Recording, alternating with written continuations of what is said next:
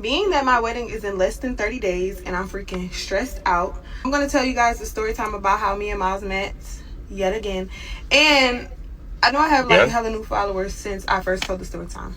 We met March 12th, 2 days before his birthday in Puerto Rico. A lot of people be like, when they be like, oh, I met my husband in Puerto Rico, they be like, damn, he Puerto Rican? No, I did not meet somebody from Puerto Rico and bring him back, nor did he meet a girl from Puerto Rico and bring her back. No. I was on a girls trip with my friends for my best friend's birthday. He was on a guy's trip with his guys for his birthday. My best friend's birthday is February 20th, but we couldn't figure out where we was going to go. Hey, I'm going to say two things before we start. Hold up. I mean, pay attention. I need to pay attention closely. Like the damn video, because I know you didn't already. I don't know why you just sit here watching and you just skip right past that like you didn't think about it. I know you thought to like it, but you didn't do it. You know what I mean? Are you slow? Then second, fellas, if you got a girl, never let her ass go on a girl trip. I'm going to just say that right up straight. Don't ever let your girl go on a girl's trip without you, cuz that is the worst possible. You don't know what type. Bro, come on. And then you dumb if you do that. That same year, you deserve to be cheated. At the end of January, we went to Dubai for my other friend's birthday, and we had just got back, honestly. And so, like, we was trying to get our money back up, and like I said, we was just confused on like where we was gonna go. So we decided last minute to go to Puerto Rico. We got our flights. It's crazy because when Miles tell his side of the story, like him and his friends just last minute decided to go to Puerto Rico, and it's just like if we didn't both, you know what I'm saying, like have that thought, like we would have never met. But anyway, when we first got there, y'all, flight was cool and everything. I was hungry. I don't know if y'all know, but when it comes to food, I do not play. So when we first got there, we went to some restaurant. I don't know, I can't remember the name of the restaurant, but it had a casino like attached. The food was freaking horrible. Sprite was nasty. It was flat as hell. They didn't have ranch. Like, it just was an overall horrible experience. And we had been traveling, so like I wanted to enjoy some good food. So we ended up going back to the hotel, getting changed, and going to La Placita. La Placita is like, you know, it has like bars and clubs or whatever. So when the Uber dropped us off, it kind of dropped us off at like just like a random spot out there. Like, we just got out where we was and started walking. So when we started walking, it was two dudes. They was big as hell. They came and like started walking up with us and, you know, just talking, speaking or whatever. So we spoke back or whatever. And they was like, y'all want us to come with y'all? So we like, you know, okay, like cool, come with us. Like, we don't know where we going. We just out here, like, just cool. So we talking, having some talk. We don't know where we going. Y'all don't know where we going. You know what? How about let's just go back to the hotel? You know, just come back to my room. We both don't know where we're going. Let's just take this trip to this hotel over here. That's what he trying to do. I know the game plan, bro. Small talk with them or whatever. So we ended up finding a club that played, you know, hip hop music. So we standing outside the club trying to figure out, you know, like getting in or whatever. And these two other dudes walk up, which was Miles and somebody else. Okay. And so when Miles walked up, I was sitting there with an attitude.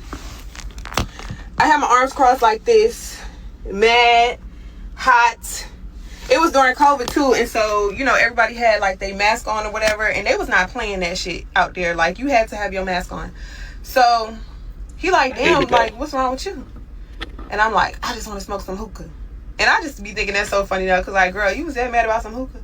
But it wasn't just a hookah, it was everything all together. But anyway, so we was like, well, we ended up trying to, you know, like talk to the bouncers about getting in. They was like, we'll pay for a section, whatever, y'all can just come with us, blah blah blah. So we was like, all right.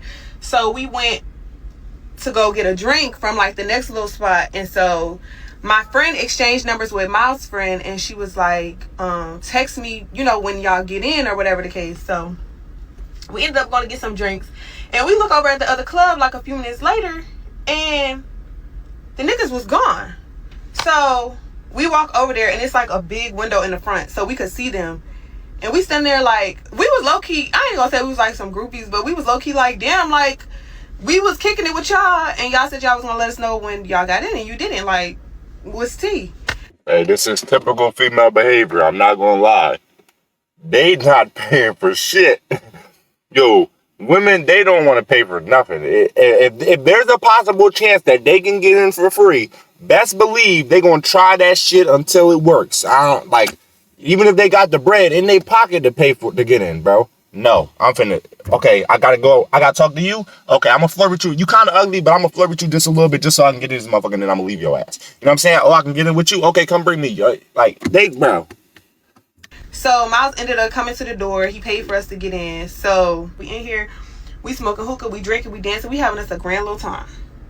So the club closed. It was time to go, but it was early, like 11. It wasn't 12 o'clock. It was probably like 10 actually, because it was during COVID. They shut it down. So they was like, y'all want to come back to our hotel? So we like, no. The hell? They're like, not like that. Not like that. We just, we trying to kick it, like we don't want the night to end type shit. So I'm like, okay. So me and my friends were like, okay, we'll go or whatever. So we went. They had like a patio on their hotel or whatever. Or I don't even know what to call it. It was an Airbnb. I told you that's what they was trying to do the whole time. Yeah, I think. But anyway, they had a patio out there, so we was having a little patio party. I remember during COVID, like, it was curfews or whatever. Puerto Rico was very strict about their curfew. I can't remember what time it was, but whatever time it was like, I think it was like midnight. But after that, it's no Ubers, it's no nothing. Like, you cannot be outside. So it comes time to go. You can't be outside after a certain time? Yeah, I'm never living in Puerto Rico. What the hell? How you gonna tell me what time I can explore the earth? How you gonna tell me what time I can explore the world and go about my, like, huh? I gotta be in my... And it's no Ubers available. Like, none. Like, we was trying to find an Uber, couldn't find one, whatever the case. So Miles, out of all four of his friends, Miles was the only one who was like, I'll walk y'all back to y'all hotel. Mind you, this man just told us a story about how he been shot 3 separate times, like in his legs or whatever. He got bad legs, and all this stuff. And he like, I'll walk y'all. And I'm like, no, you don't have to do that. And he was like, if it was my sister or my mama or, any female in my family, like, I would want the niggas they was with to make sure they okay. Like, of course I'm gonna do that for y'all. And I'm like, it's 3 of us, it's 1 of you. Like, after you walk us back, you're gonna have to walk back here. I was trying to get some pussy. He was like, he doing whatever it takes. He had determined the phone number to, like, one of the taxi drivers. I guess he had, like, got cool. I ain't gonna say cool with, but, he had a number.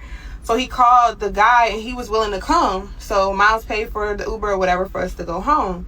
So... Okay, Miles, I ain't gonna lie. Hold up. You might be doing too much. You done paid for them to get in the club and go back to the hotel. Hey, Miles, you better than me, cuz I don't even know these. I don't know them at all. And they ain't well, I don't know what they did. But if she gave you some love, at least a little, then that's understandable. But if she didn't give you then hell no. He had asked me for my number before then, and I'm like, I'll see. Like, after the rest of the weekend, like, I'll see. Really, yeah. I was just trying. You're walking for, I'll see. What the hell that mean? That's what black parents tell their kids when they ask to go over to their grandma's house and they don't feel like taking them. They say, I see. I'll see. That shit means no. To brush him off, but it didn't work. So he was like, so after he got us the Uber or whatever, he was like, you gonna let me know when y'all get home? I'm like, yeah. He like, how you gonna let me know if you don't got my number? So I'm like, okay. So I took his number. Okay. I think I gave him my number. I had to give him my number because he was like, text me when y'all get there. I'm like, okay, cool. We get back to the hotel. I was not texting him. I'm like, I'm just gonna get in the shower. He determined. See, Miles, you messing up. You determined. I'm not. I give it to you because you determined, but she not feeling you, bro. Just let it go. And now, like, looking back, I don't know. Like, I'm just glad he followed through because it's like, girl, you would have missed out on your blessing. So I'm like, okay. So when we get back to the hotel, I took a shower, or whatever. And when I'm getting out the shower, I'm climbing in the bed, literally.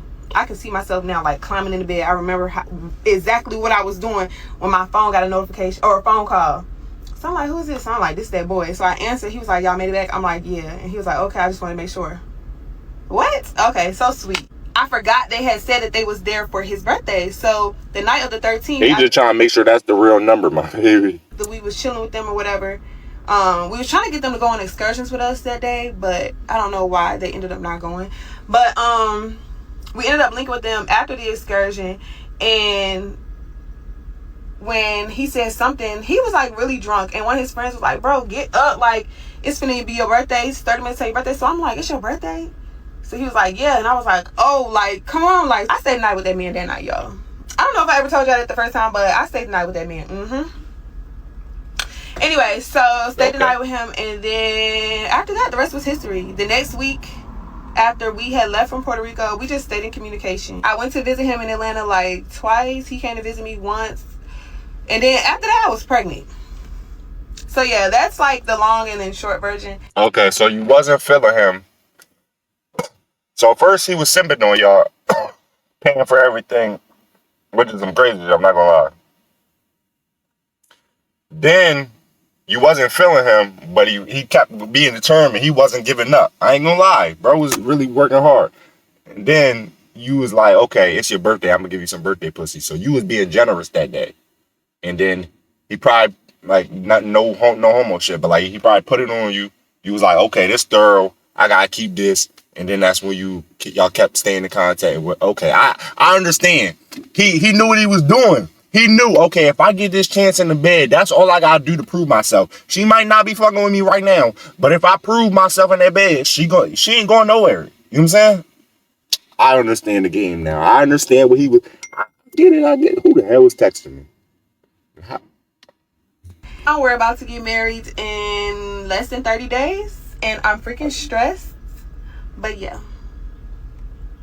Hey. Take that trip, girl. Go find your man.